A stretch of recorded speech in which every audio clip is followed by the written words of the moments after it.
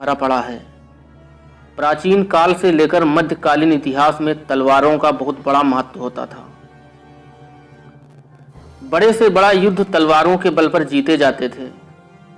जिस योद्धा की तलवार में तेज धार के साथ साथ फौलाद जैसी मजबूती होती थी, जीत उसी को मिलती थी। ऐसे बहुत सारे योद्धाओं की कुछ महान तलवारें युद्ध मैदान में पूरी शान से लहराईं और दुश्मनों को खंड खंड करके इतिहास के पन्नों में सदा सदा के लिए अमर हो गईं। आज के वीडियो में हम ऐसी ही तलवारों के बारे में जानेंगे जिन्होंने बड़े बड़े सूरमाओं को एक ही वार में परलोक पहुंचा दिया और युद्ध मैदान में अपनी धाक जमा दी।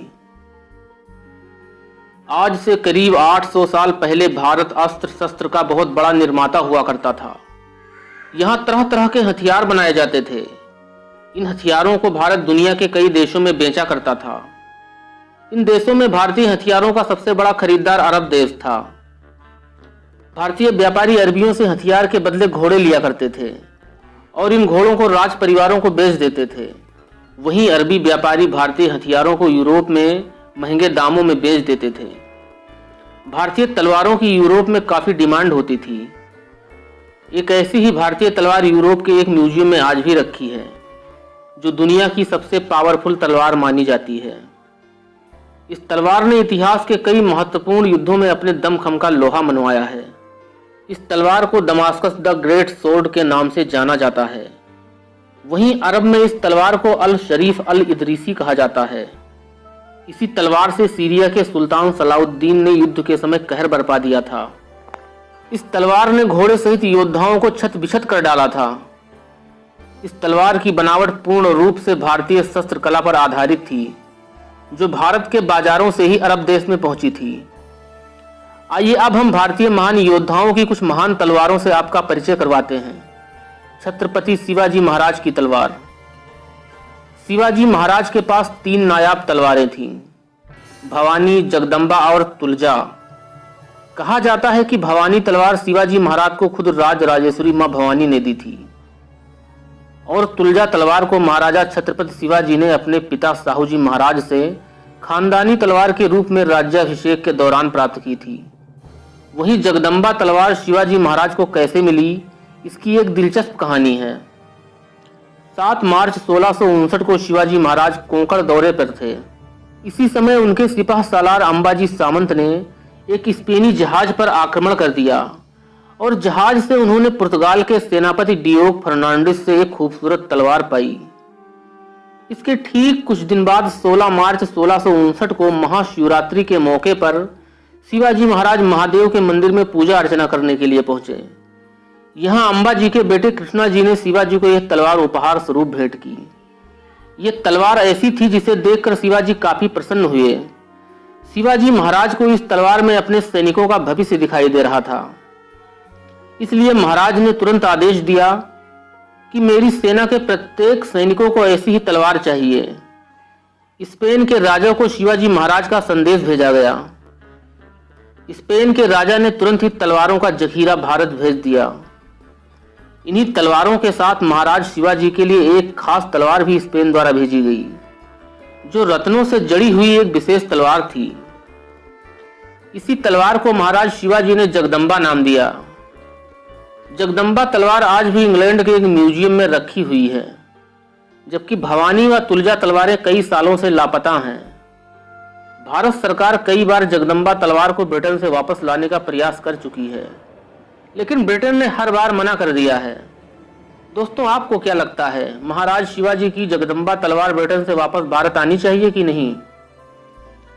महाराणा प्रताप की तलवार।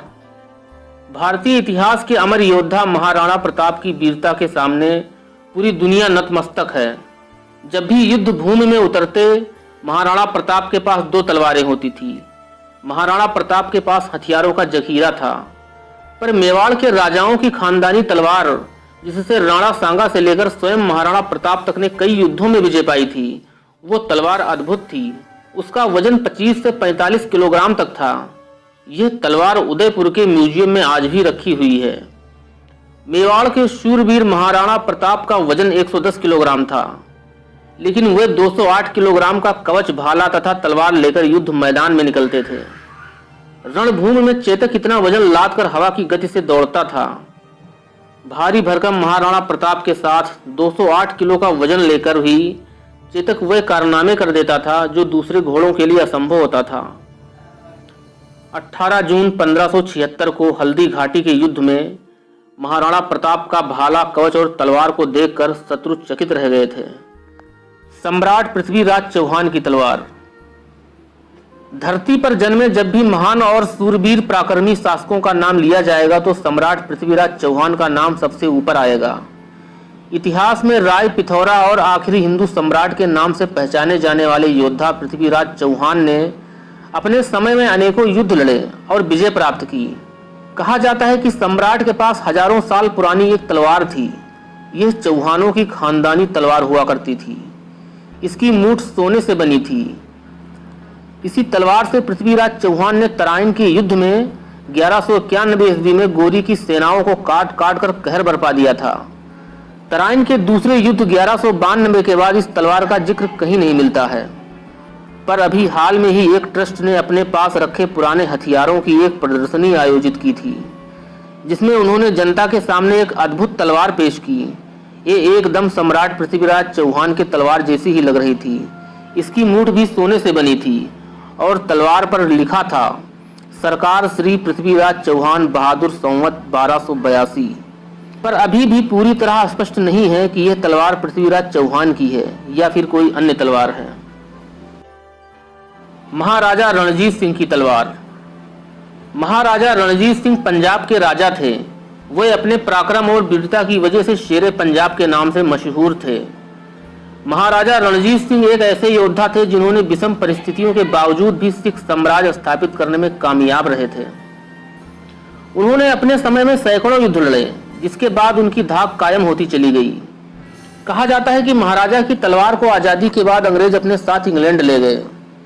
अभी कुछ समय पहले महाराजा की तलवार को खोज निकाला गया है। यह तलवार एक ऐसे ब्रिटिश परिवार के पास मिली है जिसके पूर्वज सेना में थे। इसके मूठ पर गुरमुखी लिपि में रणजीत सिंह लाहौर लिखा हुआ है। तलवार के तथाकथित मालिक ने बताया कि हमारे पूर्वज अंग्रेजी सेना की तरफ से हिंदुस्तान में एक प्रमुख पद पर कार्य करते थे, जो आज़ादी के बाद ये तलवार अपने साथ लेकर आए थे।